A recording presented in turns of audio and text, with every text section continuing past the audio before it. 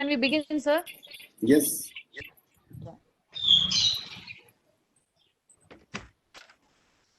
So have you began the recording, sir? Done. Okay. So good evening, everyone. On behalf of the core team mental health webinar series and the organizer, the Department of Psychology, the American College, Madurai, and the associating partners, Madras School of Social Work, Chennai, MS Chellamuthu Institute of Rehabilitation and Mental Health, Madurai, Red Pond Educational and Psychological Research Center, Madurai, Yellow Pond Counseling Center, Madurai, and Psycho-Oncological Association, Turkey. We welcome you all to today's session. And today we have Mr. Deepan with us. He is not new to most of us because he has already been with us on a session on depression. Currently, he is working as a counselor at MS Chellamuthu Institute of Mental Health and Rehabilitation. So we welcome you very much, Mr. Deepan, for today's session. And now I request Dr. Suresh Kumar, sir, to introduce him to the group. Thank you. Thank you, Dr. Chandra. Very good evening to all. I'm happy to introduce today's speaker, Mr. Deepan. I know him as a student, and right now he is working as a counselor for Happy Schooling Project. The main aim of Happy Schooling Project is provide mental support and personal and social development training to the corporation school students at Madurai, and he is the one who is dedicatedly involved and committed to make changes in corporation school students. Not only that, and he is an associate for many research activities undertaken by the MS Chellamuthu Institute of Mental Health. I can name some of the research work. The research director, Dr. Kannan sir, Professor Kannan sir is an, he will say that he is an, the best active, and he, with his support, I can able to do many kind of research. Such a word I can receive from him. A police well-being program and a mental health program in district level, especially for South India, South Tamil Nadu. He has given his contribution for that, and he traveled many places.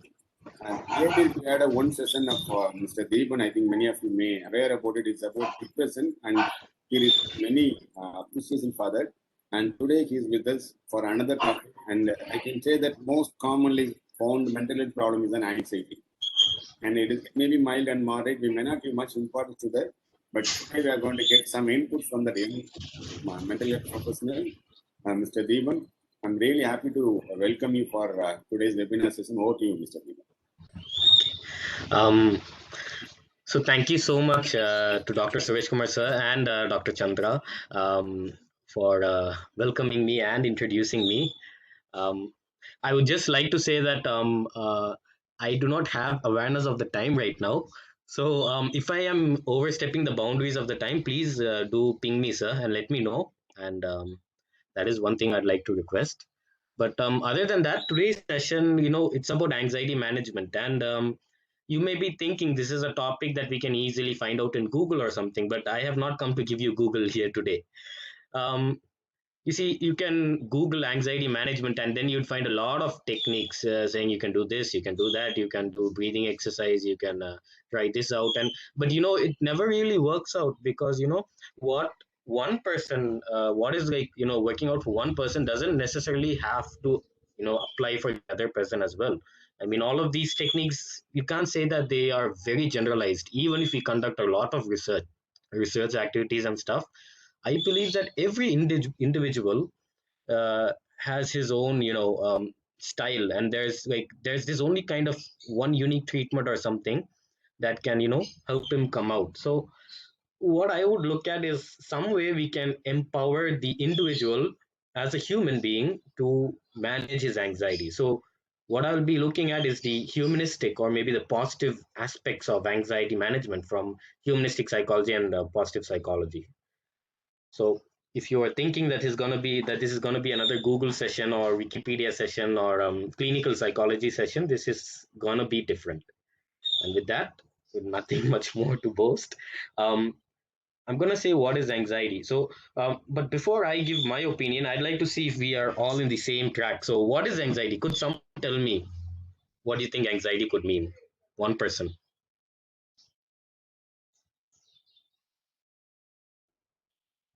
Or something? Yes, ma'am? Fear of future. Okay. So very beautifully put, fear of future. Okay. Another person was trying to say something.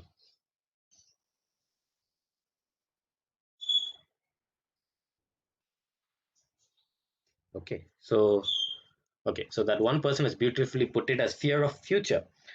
Well, the definition for anxiety is a state of apprehension or unease arising out of anticipation of danger. So we have a lot of complex terms. We have apprehension, we have anticipation. But I think some people may understand it. Those who are very much familiar with the language of English may be able to understand these terms easily. But I'd like to make this more understandable. So basically, anxiety is nothing but being concerned or worried because you're thinking about a negative outcome regarding an upcoming or future event. As Sir had beautifully said, worry about the future. This event, it is something that you cannot ignore. It is something that cannot be ignored. And it is something that has, you're worried about it even before it has happened.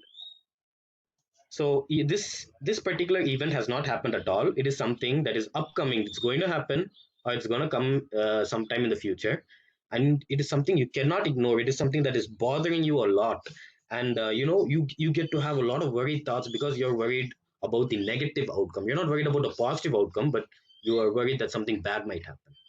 Okay, this may be a bit too much. So in very, very short terms, it is being worried that something bad might happen. So anxiety is just basically saying, I am worried that something bad is going to happen. And as we move on, I feel that defining something is not describing it. Defining is just saying what it is, but describing is actually giving you more information about it. So what are the symptoms of anxiety? You said we could just jump into anxiety management, but I feel that the basics are important. As I had previously said in the webinar about depression, I like to take a lot of time in the basics so that we have a strong background and we all are in the same track. So we have these physical symptoms in anxiety and psychological symptoms. Could someone, like you had beautifully said in the definition, could you give me some ideas, some of your opinions about the physical symptoms and psychological symptoms? So what do you think could be the physical symptoms in anxiety and the psychological symptoms?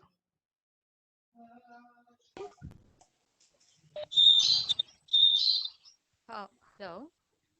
Ah, yes, ma'am. Hello. I am Sheila Devi.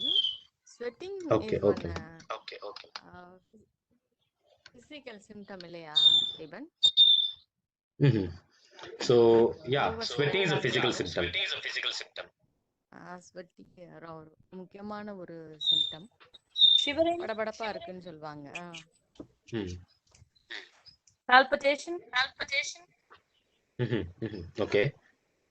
And psychological symptoms? Psychological அப்படிங்கிறது அது உள்ள படபடப்பா இருக்கிறது. இந்த படபடப்போடைய வெளிப்பாடு தானே வியர்வை.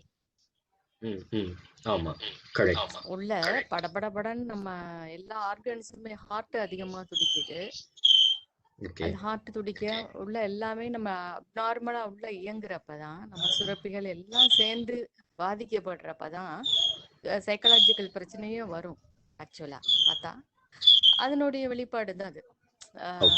இதனுடைய வெளிப்பாடு தான் வியர்வை. அதனுடைய உள் தாக்கம் தான் சைக்காலஜிக்கல் தான் இது. Simple. Okay, ma'am. Thank you, ma'am. எனக்கு தெரிஞ்ச அளவு சொல்லியிருக்கேன் Deepan. Thank you. Thank you. Hello, sir. Yes, sir. Yes, sir. Low Yes, sir. appetite, headache, sensitivity of noise, dry mouth, Okay. difficulty in swallowing, Okay. restlessness, Very good. then palpitation, not able to concentrate, etc. Very good, sir. So we have quite a few psychological symptoms in what you have said, sir. Wonderful. And for those of you who may have not understood what Miss Sheila Devi was saying, she was speaking in our dialect Tamil.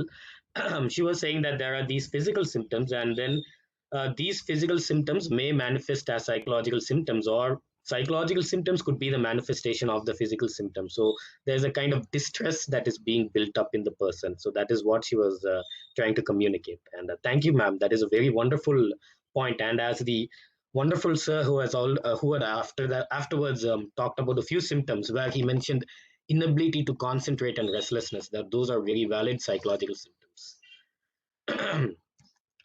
So you have given a few points. So there's sweating over here, then there is headache, as you had said, then there's rapid heartbeat or palpitation, as we say, and then there is headaches. And after that, if you can see, there is constant worrying. So anxiety means itself there is going to be constant worrying. But here are a few symptoms that we may have missed out on discussing. So there's overthinking, that is, you keep on thinking about something a lot. And then there is avoidance, that is, you're afraid of something. And so you think that avoiding it is a good way of, you know, escaping from that particular occurrence. So you're anticipating that something bad is going to happen. You are worried that something bad is going to happen, and so you're basically avoiding it, avoiding anything related to it, so that it does not happen, so that you do not get pulled into it. You don't have to come and face it. So avoiding is actually, it's basically not facing the problem, it's trying to escape from the problem. Then there is memory issues that you may be facing. There is insomnia, that is problems with your sleep. You may find it very difficult to fall asleep. Then there will be gastrointestinal issues. People who are anxiety tend to have GID. You have stomach issues. And then there is panic attacks. So suddenly you get this panic attack, and it may cause you to feel dizzy, or maybe even faint. You have these sudden heart palpitation and tremors. And then there's trouble breathing, difficulty breathing. Then you have difficulty concentrating, as that sir had wonderfully pointed out. There is a lack of patience. You are very easily irritated.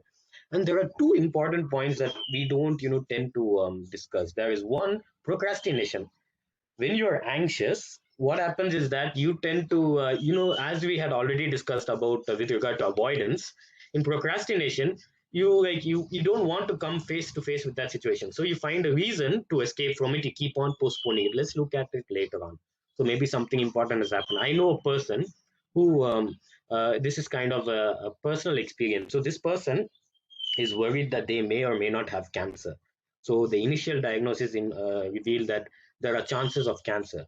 And so there is a confirmatory diagnosis that that person needs to take, but that person is constantly procrastinating. They are afraid that, what if it does turn out to be cancer? And so this person keeps on procrastinating. They just say, like, when I go and ask them, maybe we should go and check out the doctor. Have you checked out the doctor? And they're like, no, let's take some time. I'm going to meet him on Saturday. And then they procrastinate and say that, no, I have this work on Saturday, maybe Monday. And then it keeps on moving on. So that is kind of procrastination. You are worried about the result. And so you tend to keep on pushing it.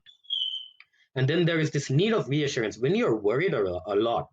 I know this friend of mine. So like, she was preparing for this kind of speech or seminar, and she used to keep on asking me, did I do really good, or am I speaking properly? And she keeps on asking for reassurance. And so I have to keep on saying, yeah, you did great, you did wonderful. And then I tell this the first time, and then the next moment she asks me again and again, until I get fed up and I'm like, you just asked me this 10 times. So there's a needing for reassurance in anxiety.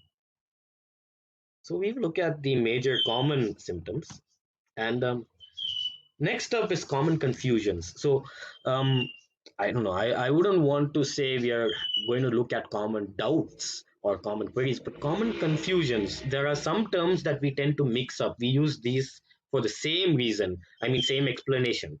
For example, let us say that we use the same terms, though they are different, for the same particular reason. Um, Examples include stress and anxiety. So when I was in my undergraduate, that is the initial stages, when I was in my first year, I was under the assumption that stress and anxiety are the same thing. But it was only after I, went into my coursework and I had to learn stuff. And that was when I realized that stress and anxiety are actually completely different. They may share similar symptoms, but they are different.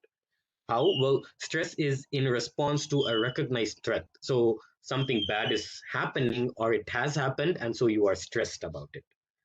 Anxiety, on the other hand, it is something that can linger. So, and it may not even have an identifiable trigger. So you may not even know why you are anxious, why you're experiencing all of these symptoms, or it is something that is upcoming. It's gonna happen, and you're worried about it. Whereas stress is kind of like a short-term thing, and it is more direct. So something bad is very, very close to you. Something bad is very gonna happen, like right now, or it is the response of something that has already happened. Example, your exams are going on and you are stressed because you haven't studied at all for the past 6 months, and you have to finish all of that work for all of the during this exam period. So you have to keep on studying. So you are stressing yourself. You are cramming as much knowledge as possible. Whereas in anxiety, the exam hasn't even started, but you're worried about the exam. Oh my God, I'm going to have my exams. I haven't even studied anything. I haven't touched anything. So you can say that stress is in process or in motion, whereas anxiety is something that is upcoming. It is anticipation. And, the symptoms are quite common. But, in stress, there are a few additional symptoms where you feel overwhelmed, you feel lonely, you feel a general unhappiness, and then you get nausea and dizziness and stuff like that. So moving on, there's another common term that people tend to, confuse. That is depression and anxiety. So people think that depression and anxiety may mean the same thing, or maybe even people graduates in psychology still have this confusion, because you see, the thing is, depression and anxiety kind of look similar because they have excessive worrying, they have irritability and agitation, and they have restlessness, that is trouble in concentrating or thinking. But they are different because depression is basically you are pushed to the extreme bottom. You are really, really feeling low. You are sad. You are feeling worthless. You are feeling you're feeling all of these kind of negative ideas. You are feeling these thoughts of suicide or death, and you basically hate your life, and you are hating yourself as well, and you feel so low, and that is depression. Whereas in anxiety, you are feeling worried. There's a worried because of something that is going to happen. You are worried. You are always on the edge. You're tensed. Something is going to happen. It could happen anytime right now, and you have a high heart rate. You are always let us say you're always vigilant. So that is the term. Anxiety is when basically you're vigilant, whereas in depression you are not vigilant. The reason could be that anxiety is that bad, or that particular event. It doesn't have to be a bad event. That particular event is going to happen. It has not yet happened at all. Whereas in depression, whatever event needs to happen has already happened, and this is the aftermath. You are experiencing the aftermath. So depression is basically post, and anxiety is pre. So pre-event is anxiety, and post-event symptoms could be said as depression. Or depression could be something while you're undergoing that event. So that is depression in short. So in depression, basically you've lost hope because whatever needs to have happened and whatever you feared the most has happened, and so you feel really, really low. And so, as this image says, I once had hope and now you don't. Anxiety, on the other hand, is something like, oh my God, this is gonna happen, so I am looking at ways where I can escape it or avoid it. So that is basically what anxiety is all about. So you can either escape from it or avoid it. Try to make sure that you don't come cross paths with that particular event. So, but the real question is anxiety really a bad thing? What is your opinion? Could someone tell me, is anxiety really a bad thing? Because right now we have been looking at anxiety from a negative aspect, but I don't think anxiety is all that bad. What is your opinion? Could someone tell me? Deepan, can you hear me? Sir, This is Chandra here. Yes, ma'am. I think Who is? anxiety is natural that you can't Uh-huh. avoid, Mhm, but it gives not a very good feeling. It's my mhm. opinion on anxiety. Okay, very well said. Well said. Yeah, So, anxiety. Yeah, one should have anxiety to a limited, the area, to a limited degree. It should not, the limited degree of anxiety will help him. It is like a positive thing, If he is having more than he crosses that limit, then it will be hampering his health and sleep, hygiene, everything. It will take place. Diet so and all. mhm. Very beautifully said. As one of you had said, anxiety is distress. It gives you a very negative, unpleasant feeling. And the other person had said that anxiety, when it happens beyond a particular limit, it could affect your other activities and it could be bad. So, to a limit, anxiety is good. Anyone else wants to add to this? Sir அதாவது anxiety வந்து நமக்கு கெட்டதுன்னு சொல்ல முடியாது. சில விஷயங்கள்ல ஆங்ஸியஸா நம்ம இருந்தோம் அப்படின்னா தான் அந்த ஒர்க் வந்து நடக்கும். இல்லன்னா வந்து நம்ம ஏனோ தானோன்னு தான் அதோட ரிசல்ட் நமக்கு கிடைக்கும். ஸோ ஒரு குறிப்பிட்ட அளவு ஆங்ஸியஸ் நமக்கு கண்டிப்பா இருக்கணும். அது அளவுக்கு மீறி போகும்போது தான் நமக்கு ப்ராப்ளம்ஸா வரும் அப்படின்னு நான் நினைக்கிறேன். Very good. Beautifully said. Beautifully said. Some situations require anxiety because you will only work if you have anxiety. So anxiety is basically a motivator in that aspect. But if anxiety goes beyond a particular limit, it stops being a motivator and it becomes a demotivator, in short. But so as you all said beautifully, anxiety is basically an emotion. It is not good, it is neither good nor it is bad. It is something that we are all born with. It is innate, it is general, it is common, and it is universal.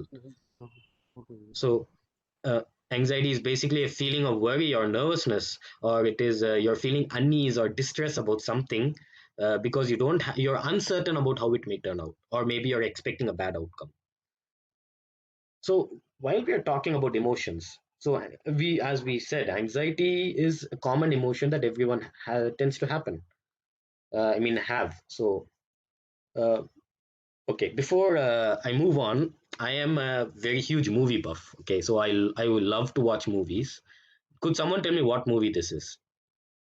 These characters. Anyone have any idea? Okay, so you may I would like to say, for those of you who do not know, this is a movie that won an Oscar award, and it is not a general cartoon movie that you may be thinking. This is actually a Disney Pixar movie which talks about a really, really important aspect of life. And it's actually, you could say, a kind of psychological film. So, anyone would like to maybe point out what movie do you think this is? Depends. Is it emotions? No, it is emotions. These are all emotions. But what is the name of the movie? I forgot the name of the movie, but it's about a little girl where she Uh-huh. has all these feelings and emotions. And is that the one? Yeah, that is the one. The little girl's name is Riley, and the Right, name right. of the I movie think is Inside Out. incredible. No, not Yeah. Incredibles. Incredibles is a superhero movie made by Right. Pixar.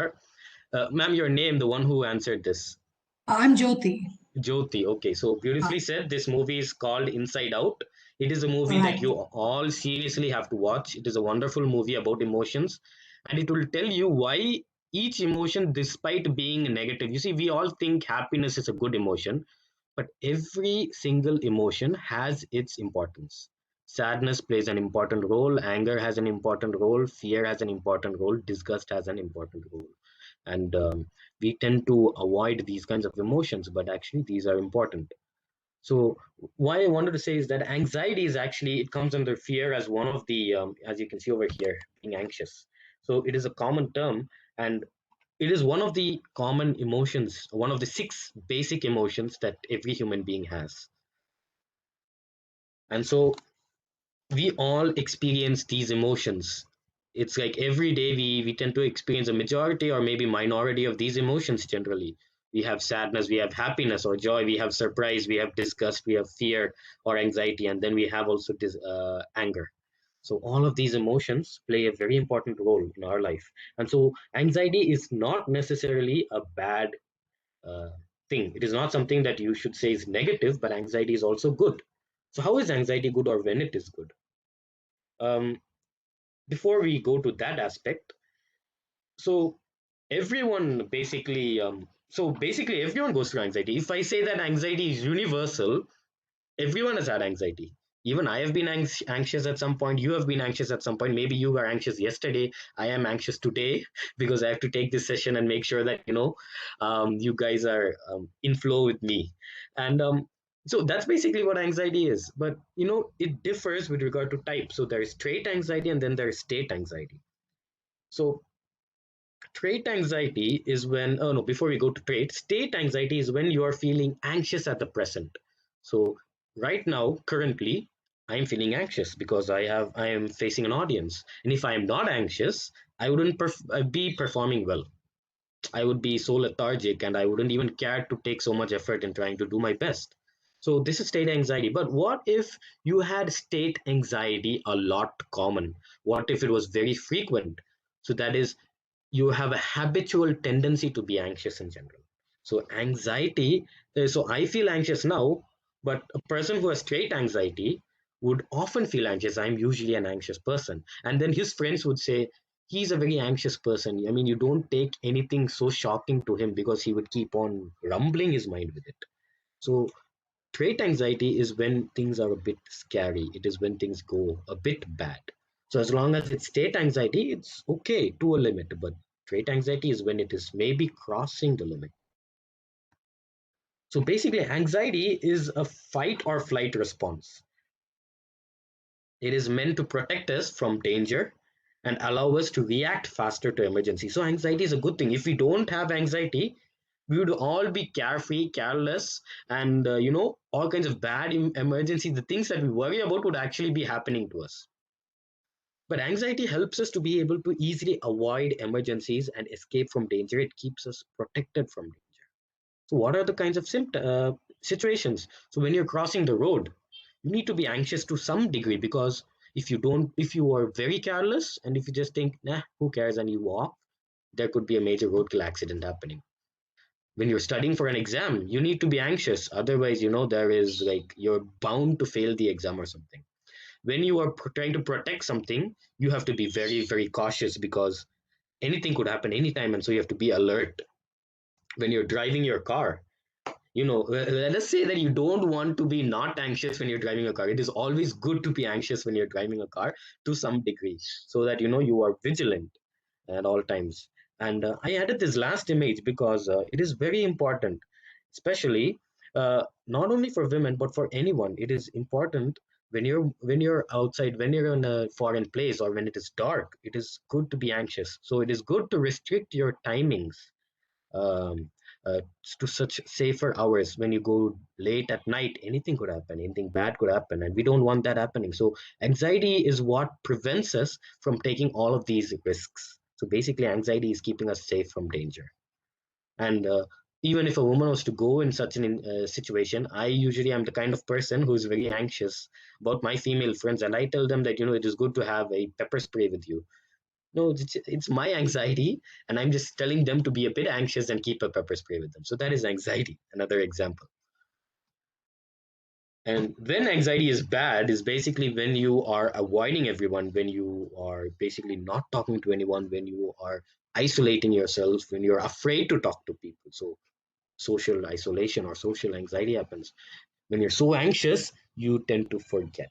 That is something that's very bad, because my anxiety levels are to a short level right now.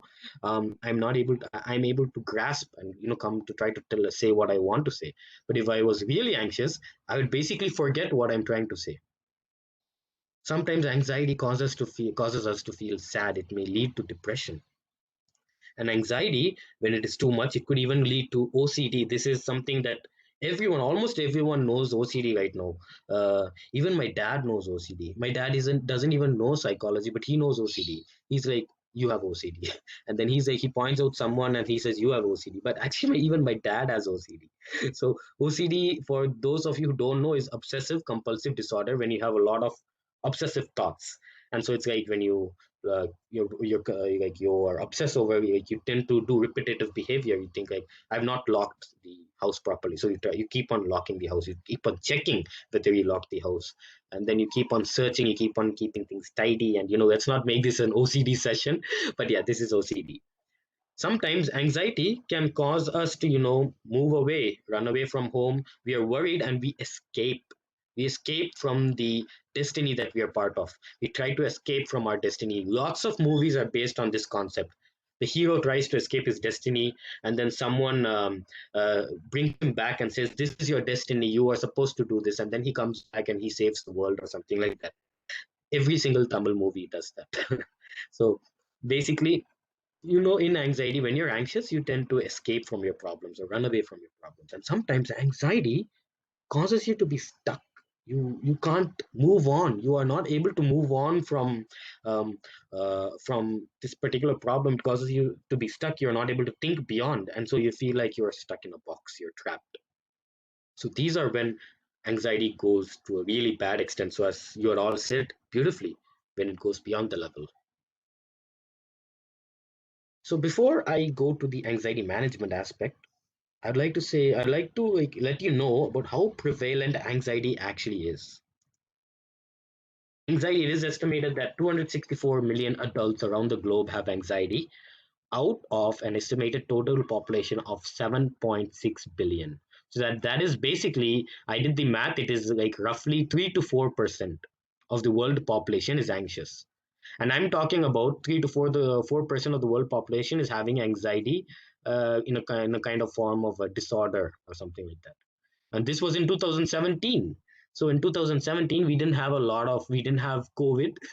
We didn't have a lot of technological advancements. We didn't have maybe Instagram, I don't know, Instagram wasn't famous that time, I think, or maybe it was yeah.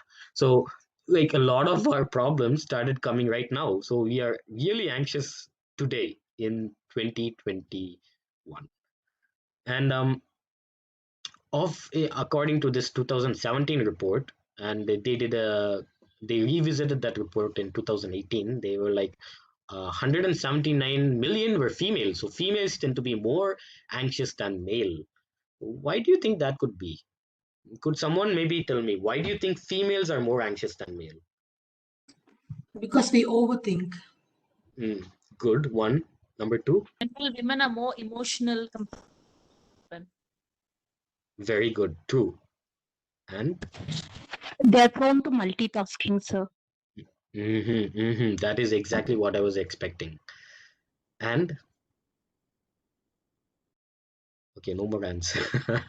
So, as you had beautifully said, I was expecting that multitasking thing. Women play a lot of roles. They are mothers, they are wives, they are the whatever role they do in their workplace. They work as an employee, or maybe they are a boss, and then they are the daughter-in-law as well. Whereas a male doesn't have to worry about so much. He's just the father or the husband. Sometimes males have to choose. They get the privilege to choose between these two. Sad to say, it's not that I'm supporting that, but it's ironic actually.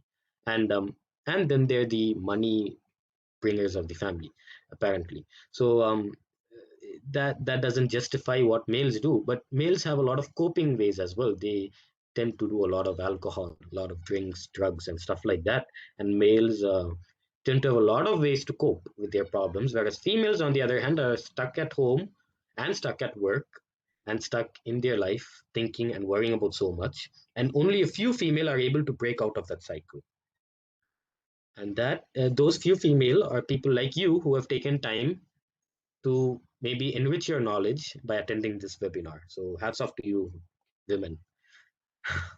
So anxiety is one of the most prevalent mental health disorders, and 1 out of 14 people around the world are likely, 1 out of likely 14 people are being affected. So that is the graph for that. Anyone can tell me who this person is? I used to love this person when I was in school. Pirates. Anyone? Yeah, Pirates of the Caribbean, but who's this actor? I mean, not the actor, his name, like the name of the character. Jack Sparrow. Yeah. So, your name, the person who said Jack Sparrow. Sarano Kumar. Okay.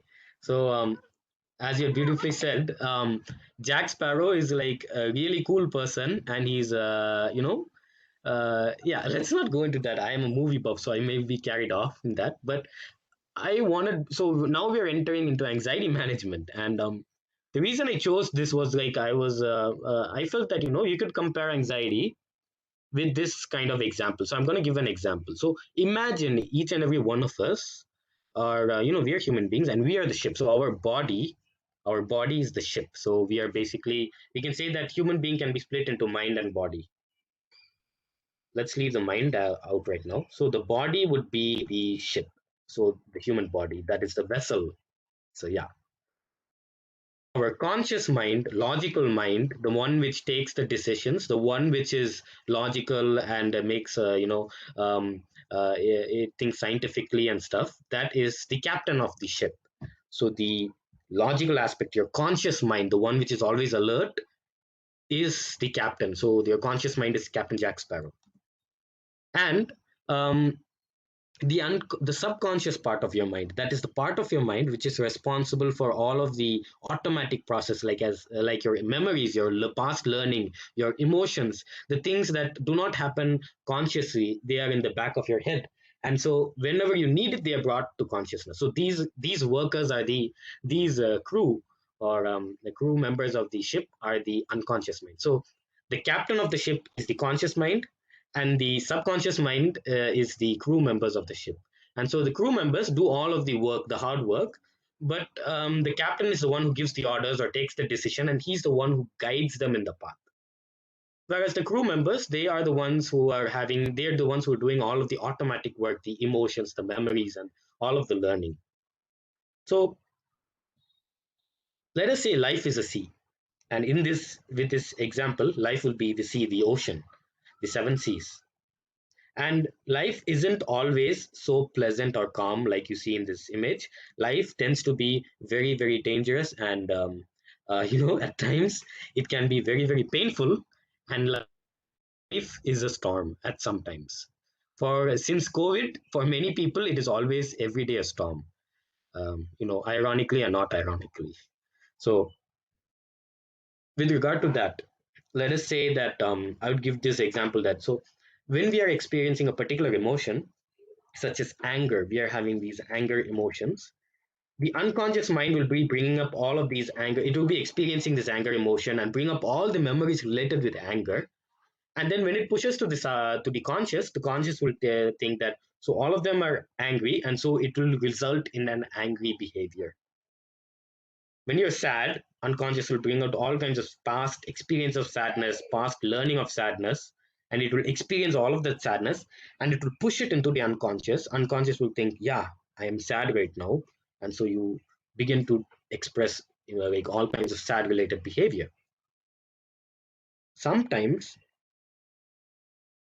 life is a storm, as I had said, and sometimes if you're a sailor who is sailing the sea, you can see the sky and you can say whether a storm is going to happen or not.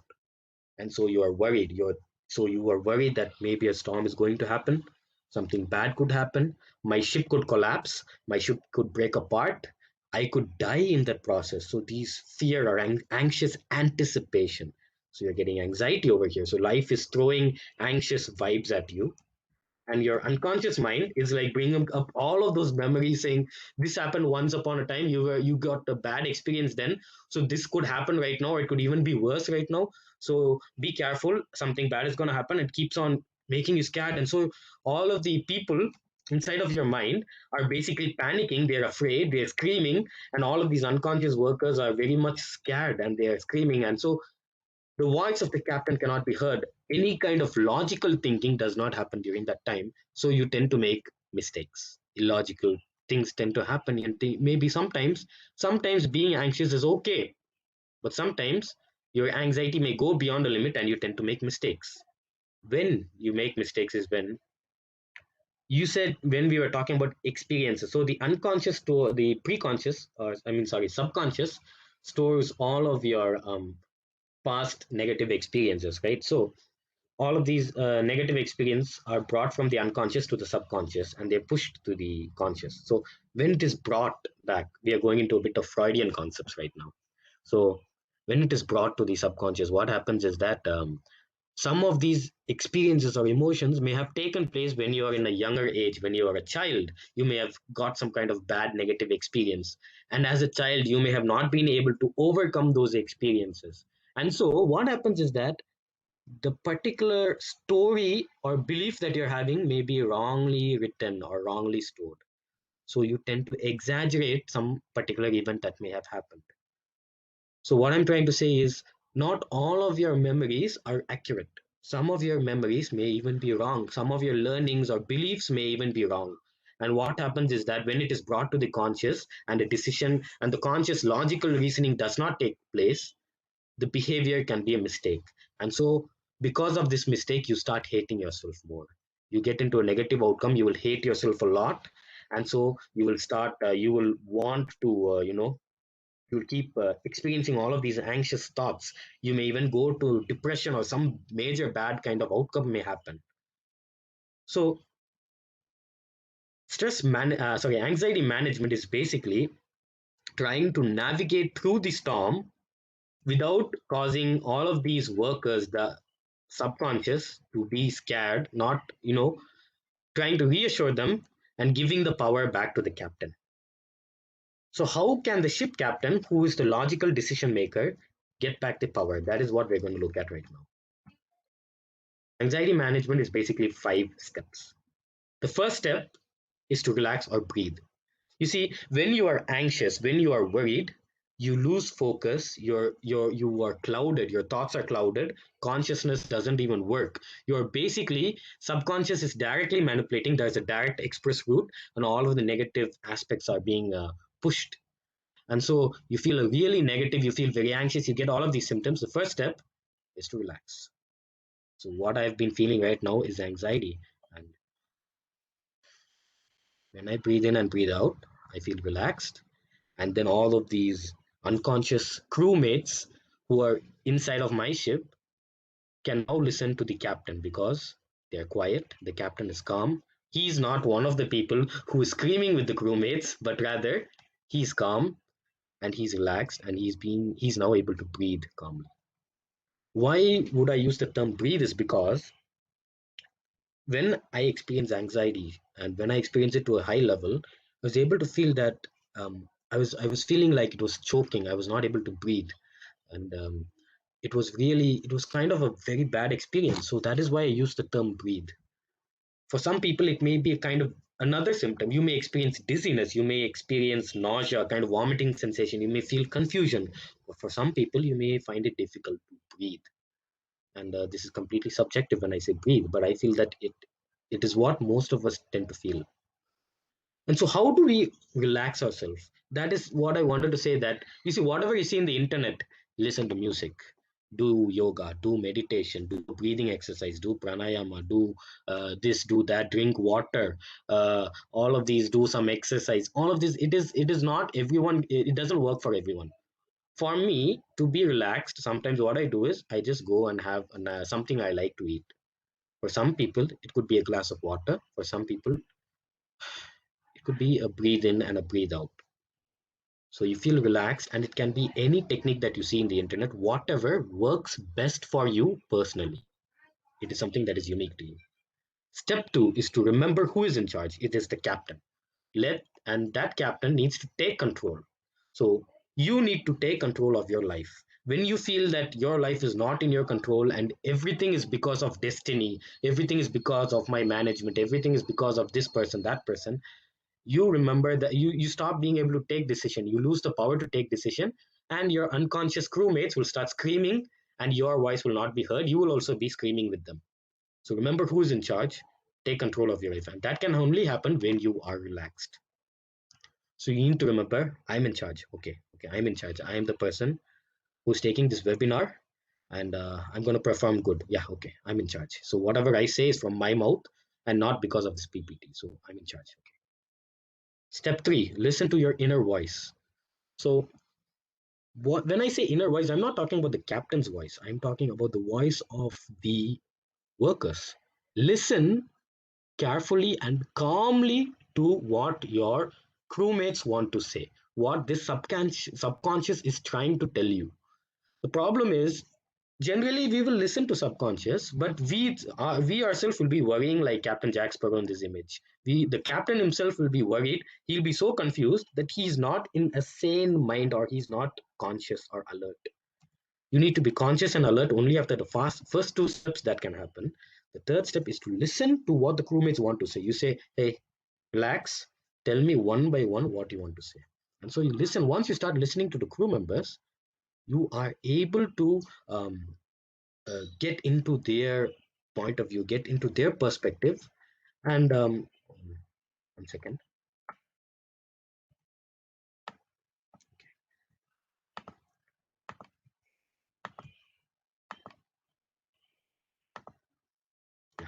So once you are able to listen to your crew members, what their crew members are trying to say, it is only then that you can analyze the factors, the triggers. You can try to identify what is causing your subconscious to be so worried. Why is your subconscious so worried?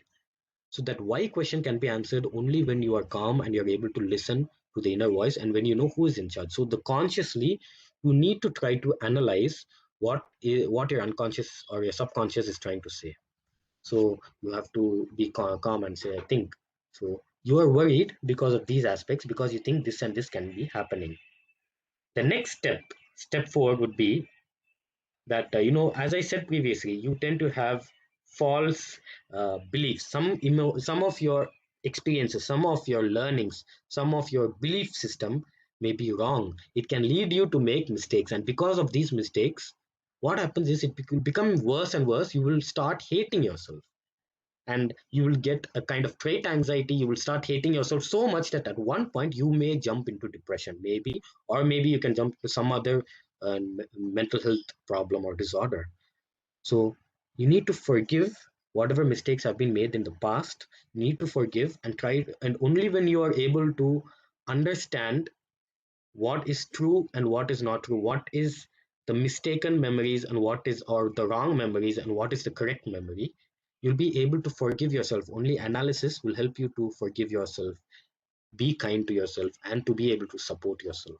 So you need to take some time to spend with yourself. Finally, the most important thing, you see, as I had said, the captain is the person who is conscious. He's your conscious mind. Your conscious mind is the one that guides you.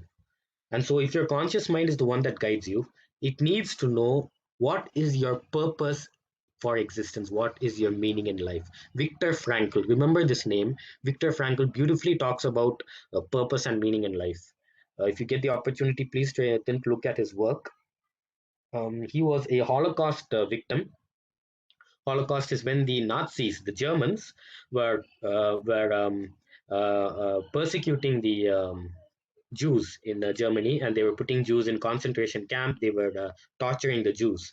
So he was a Jew, Viktor Frankl, and he was talking about how finding your purpose for life, finding meaning in life, can help you to overcome all of that torture. And he was able to survive. He came out of the concentration camp and he wrote a book. So finding your purpose and meaning in life. Only when you have your purpose and meaning in life, you'll be able to guide your unconscious, your subconscious, and your vessel, your body. So you need to know why you exist.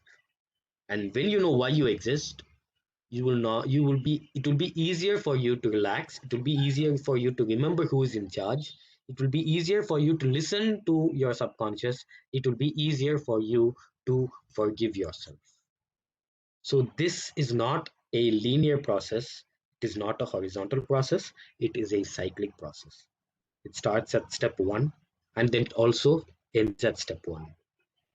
So this process is a continual process, and the first time is always difficult because you may not know your purpose and meaning in life. You may not know why you are existing here today, but only when you're able to forgive your past mistakes, only when you're able to spend time for yourself, you'll be able to find this purpose and meaning in life. And that is what will give you a firm grip on reality. You will know what is real, what can happen. Your logical mind will be more dominating. You will realize that even the small mistakes that you make will not kill you. You see, in the beginning, when I was in my undergraduate, I used to be so anxious. But once I was able to understand psychology, psychology is a beautiful field of science. It is a beautiful subject, a field that allows you to spend time, or whatever you learned, you're able to practically apply it on yourself. So I was able to understand that. And whenever I feel too anxious, I just relax myself. And the first thing that pops up in my mind is, this is not going to kill me. This is not going to kill me. I'm not going to die because of this. It is a mistake. I accept it and I forgive myself. And I'm not going to make that mistake again. So it is important. So once you have a firm grip on reality, you will realize that even the small mistakes, which you tend to generalize, blow up out of proportion when you are anxious, these small things will not kill you. But please remember that if you stand in front of a tiger, or if you put your hand inside a tiger cage, or if you put your hand inside a stray dog's mouth, it will bite you and that may kill you. Okay, so that it is important to remember when the mistakes are big and when the problems or the events are small. And finally, anxiety is something, once you're able to manage your anxiety, once you know your purpose and meaning in life, you'll be able to develop faith. Once you are able to explore the humanistic aspects of your life, the positive aspects of yourself, you'll be able to develop faith, and you will get what is known as resilience. You will be able to overcome anything that you had once experienced already. You will get experience. So this experience will allow you to smoothly carry your ship even if you're facing the same storm for the second time, be it a calm sea or a uh, stormy sea, kind of torrentious or a hurricane-filled sea. With resilience and with faith, you will be able to navigate it easily. And for that, you need to follow these steps. And the most important thing is develop and understand purpose and meaning in life, knowing the purpose of your existence. The problem is, you see, why do you think these crew members, why do you think that Jack Sparrow's crew members, the unconscious subconscious mind, why do you think they are so worried? Why do you think they tend to blow up out of proportion? Is because you see, they want to be happy, but only the captain knows that happiness is something that you don't get easily. For these people, happiness is drinking a bottle of beer. Happiness is maybe it is maybe having sex. Happiness is maybe watching a fun movie. Happiness is of the moment. It is of everyday life. Today I am happy. I am enjoying myself, so it is present. But no, only the captain knows that happiness is the ultimate goal. It is the end point. It is the conclusion. It is something that you are aspiring towards. It is the treasure that you are searching, the treasure that you're traveling the seven seas to find. And once you find that treasure, it is when that is when you will find happiness. So it is important that to focus not on happiness, but on achieving that which will result in happiness. So you need to do what you think will lead to happiness rather than focusing on happiness. A lot of people I know, a lot of my classmates, these were people who were focused on happiness. They're like, I need to be happy. And for that, they tend to like spend all the money that they have, everything. They tend to focus on a very um, materialistic life where happiness can be bought or happiness is of the moment. And they think that I'm in control of my life and I can do anything to get happiness. And sad to say, I was also one among them. Sometimes we even ourselves, we tend to be go through a phase where we are fed up of the world and we think that momentary happiness, materialistic happiness is what is necessary. But no, trust me, you really need to achieve, focus on what something that you achieve so that you can get happiness. This is something that Abraham Maslow, I like Abraham Maslow because he like beautifully talks in the hierarchy of needs, self-actualization. So you see, self-actualization is when you focus on becoming your best version. I had even brought this up, I think, in the talk about depression. So self-actualization, you focus towards self-actualization, and I am the best version of myself. I have lots of achievements, a lot of long-term goals have been achieved, and you get a kind of happiness. And you know, the moment when you can transcend even your personal achievements is when you are going into self transcendence. So, self actualization is one point, and the next level beyond that is self transcendence, where you are basically creating happiness not for yourself, but for the people around you or the people who are beneath you. That is the persons who are below you. So these are people who are underprivileged, people who need guidance. You are being a guide to them. And so maybe at the end of the session, you can practice these 5 steps for anxiety management, and you can teach them to someone or maybe let them know to someone. And then that person, and by doing that, you are actually self transcending. You are moving beyond the boundaries of confines of your reality, and you are stepping into someone else's reality. You are pulling them up and you are saving them from anxiety. So with that, I'd like to conclude. So thank you so much for this opportunity, and over to you for doubts and suggestions and also input, because I believe that, you know, this is to my knowledge. I am exactly 23 years old right now. This is what I've learned in years. In the audience who are even older than me and have had experiences in various other aspects of life, I feel that sharing this in this forum or seminar, webinar, we can maybe look at your aspects as well. So thank you. Thank you. Deepan, can you hear me? This is Chandra here. Yes, ma'am. Okay. Thank you very much, Deepan. I have no words to appreciate your flow of the presentation and your wonderful insights. Thank you so much for that. And you have kept the session so engaging. That's what I liked more about your session today. And now I request the participants to discuss with Mr. Deepan or share your thoughts on the topic today. We would be very glad to listen to you now. Please take your chances. Yeah, Dipen, I have a question. Okay, Mr. Shivakumar, right? Shivkumar. Yeah, Dipen. Okay. Yeah, excellent. Your deliberation. I'm thankful to you. My question to you is, we have two types of minds, subconscious and conscious minds. Basically, what I understand, subconscious mind, it carries and deep-seated all our upbringing, right, from our childhood experiences and all, maybe good, bad, whatever, or my mistakes also, as you said, we may have some belief systems and all.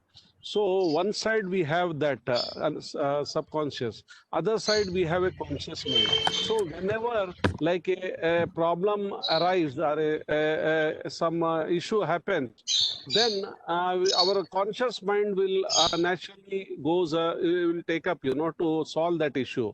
But at the same time, the inner voice, what you say, that is again subconscious mind, it will say from our past experience and our past this happenings, it will say no, this is in that now it will have a conflict between conscious and subconscious mind. So in Very this true. can you throw a light like how a logical mind, we should drag our mind to a logical thought so that we will be away from all this anxiety, and as you have taken this session, so that we move into a straight path and which is not harming us. Okay. As you had said, sir, the mind is, as you have said, conscious and subconscious, and so you're asking me how we can, develop this conscious mind. Am I right? No, actually to take a decision, proper decision, is always conflict between subconscious and conscious mind. Okay. Okay. Subconscious mind is it is full of our past experiences and all, which will not allow us, our conscious mind, to take the decision. It will True. Very power true. it. Very true. So in such conditions, how logically our conscious mind should make a way to have a proper decision. Okay. So before I jump into your question, sir, I would like to add one point, that is, we should know the functions of the subconscious mind and the conscious mind. So as you have said, there are two aspects of mind. Freud says that there are three aspects of mind, but let us group the last two aspects, that is the unconscious and subconscious, together, and we'll keep the conscious separately. Right, sir. So these unconscious and subconscious, as you had said beautifully, they bring out lots of experience. This experience can be good experiences, bad experiences, learnings, and all kinds of stuff. And even the automatic emotions that you're undergoing without even your knowledge. These things are happening, and these are all taking place in this subconscious mind. The conscious mind is basically the kind of person, the captain is the person who's able to sort out all of these information. You have lots of different information, you get a lot of, so if you have a conscious mind, that mind is able to sort through this data properly and find out what is the best solution. So you need a systematic and organized mind, and that can happen only when you are alert and conscious. So when you to self-discipline yourself, this is a wonderful topic that Mr. Suresh Kumar sir is going to discuss in 3 more days. I'm looking forward to that on the 24th, I think. So when you have self-discipline, you're able to strengthen your logical decision-making process, and as a result, you will have a much more better grasp over this unconscious and subconscious. In short, to say is that unconscious, they will give you all kinds of information. They will give you good information, unnecessary information, everything. But it is important to know which one is useful which one will keep me safe, and which one will lead to my growth and development. And that is the work of the conscious mind. And so the only way we can discipline that or promote that is, as I said, these steps. These steps can maybe contribute to self-disciplining, that is, so that you can have control over your conscious mind. The more control you have over this conscious mind, the more better you will be able to navigate through this information and take a very good decision. Mr. Deepan, Yes. Deepan, can I talk to you now? Yes, sir. I'm Kannan. Well, from the beginning, I was just listening to your talk. It was a really wonderful talk. I really appreciate it. But thank you, sir. Whenever I want to do something, I purposely make myself as anxious person so that I can perform well. This is my personality. And my son used to say that you are OCPD. But then I feel that I'm more comfortable when I am stressed. Then only I think I can perform well. Is it right or wrong? Please answer to me. Well, sir, my question to you is that so when you are doing a work, you get stressed or you feel anxious. Am I correct in saying that? You're right, but when I'm not anxious, I cannot perform well. That is my problem. Correct. So are you anxious in other aspects of your life as well? No, whenever I do my work, I want to do it very perfectly, and purposely I make myself as anxious person. So in such a kind of situation, to do your work, when you touch your work, when you're going to do that, you tend to create a kind of anxiety so that you can perform even better. That is healthy to a limit. But when it goes beyond the limit, that is when it is affecting your daily life, when it is affecting other aspects of living. So when you try to create an anxiety among or within yourself in order to achieve this particular work, yeah, then it's fine if you're able to handle it, if you're able to manage it. But when I'm very, very clear, then people are labeling me as I'm a perfectionist. Why should not be a perfectionist? Because I want to do it very systematically. Why should not I do it? Yeah, as I said, sir, you are very much correct in saying that it is not wrong. As I said, anxiety is an emotion. We all have anxiety, and having anxiety is not a bad thing at all. It is good to have anxiety, because if I was not anxious, I would not have prepared so much for this presentation. I would have been very lethargic. So I have to create a sense of anxiety. I have to do for me, doing that is doing it in the last moment. And so when I do that, when I have a shorter time period, I tend to focus myself. But I have to make sure that this does not affect other aspects of my functioning, such as it does not affect my sleep in the long run. When it becomes habitual, when this kind of thing affects all other aspects of my life, when it is becoming detrimental to me physically, mentally, socially, and healthy over a longer run, over a longer period of time, it is then that we can say that you may be, or maybe that person in that particular circumstance is having a kind of problematic situation. But maybe in your circumstance, when you're able to manage it, when you're doing it only for your work, when you do it so that you can get the work done perfectly, when you aim towards that, then it is not wrong, as long as I said again, it is within the limit. So when it crosses the limit, it can become bad. So but the problem is, what is the limit? What is the limit? Fine. Can we hypothesize that type A persons are very perfectionist and therefore they are very anxious? Well, sir, I would say that I am not going to venture into personality much, as type A being anxious or not. But I believe that since I am humanistic, and I believe that every individual is unique. So I wouldn't like to label people. So if it is okay, if you feel that you have mastery over anxiety, it is not wrong at all. If you're able to use that anxiety to further your goals, to self actualize or to self transcend, then it is fine. Anxiety is your motivator. It is you will know when you have crossed the limit, when your anxiety is a demotivator. That is all I would like to conclude with. Thank you, Dr. Deepan, for your nice words. I'm not a doctor yet, sir. But thank you, sir. Words coming through, Deepan, soon in a better way. Yes, ma'am. Deepan, thank you so much. And we don't have questions in the chat box. That means we can take it positively that you have made things clear to the people. And you can see in the chat box that you have got wonderful feedback for your session. Some say it is ultimate. And I feel the same. Special thanks to you for bringing this topic today and making it more engaging, as I said earlier. And it's time to thank you for the presentation. And now I request Suresh Kumar sir to tell a few words about your presentation and conclude the session today. Sir, are you there? Yeah, thank you, Dr. Chandra. Sir, good evening, Kannan sir. Thank you for coming for the webinar session. And really, your questions is forgive me, on welcome, sir.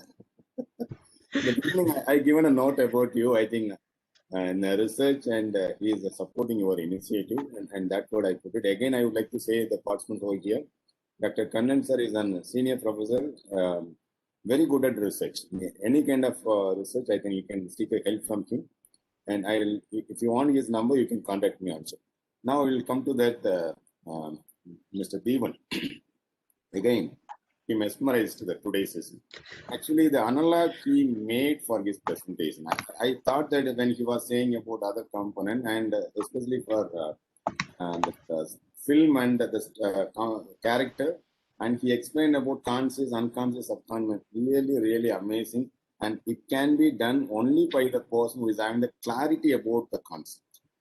I can say that you had clarity and you made the day, and I can say you rocked. Whenever you got a chance, I think you made it, and I'm really appreciate your effort. You made that. And on behalf of the Department of Psychology, American College, M. Chellamuthi Institute, Madurai, Madras School of Social Work, Chennai, and associating institutions like Psycho-Oncological Association, Turkey, Red Pond Education Psychological Research Center, Madurai, and Yellow Pond Counseling Center. And from our core team members, I thank you for today's webinar session, and I also thank all the participants for your continuous support, even Sunday. And the numbers are increasing when compared to yesterday.